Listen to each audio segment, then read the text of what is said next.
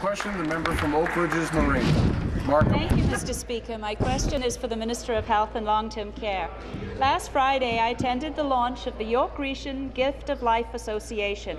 This group was formed because many individuals and families have very serious concerns about the availability of organs and tissue for transplantation here in Ontario.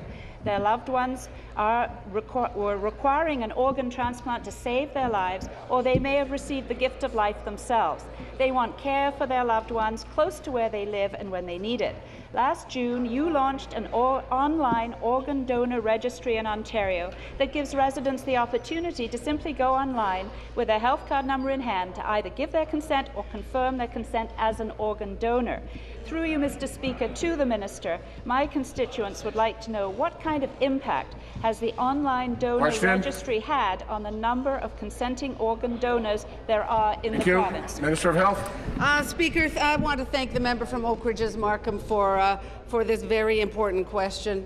Speaker, the remarkable story of Ottawa's Elaine Campbell has inspired us all, I think, and has demonstrated how important it is that people are registered as organ donors. She alone has brought thousands of new registrations to beadonor.ca.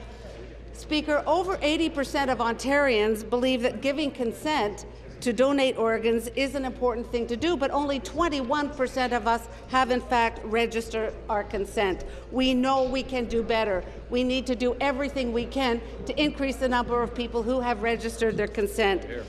Ontarians can now register online through beadonor.ca.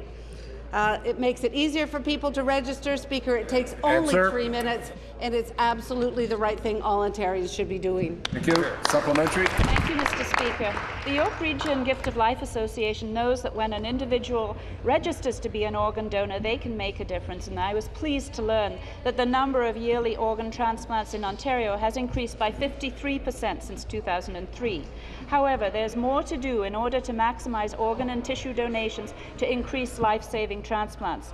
The demand for organ transplantation is increasing due to technological and pharmacological advances, the aging population, and the increasing incidence of end-stage organ disease. Recently, I've taken up a challenge that you issued to see which community can register the most organ donors. I currently have a registration page on Trillium Gift of Life's website and have issued a press release to my community, and I look forward to continuing this advocacy. But through you, Mr. Speaker, to the Minister, what other initiatives does your ministry have to help the work of groups like the York Region Gift of Life Association? Minister.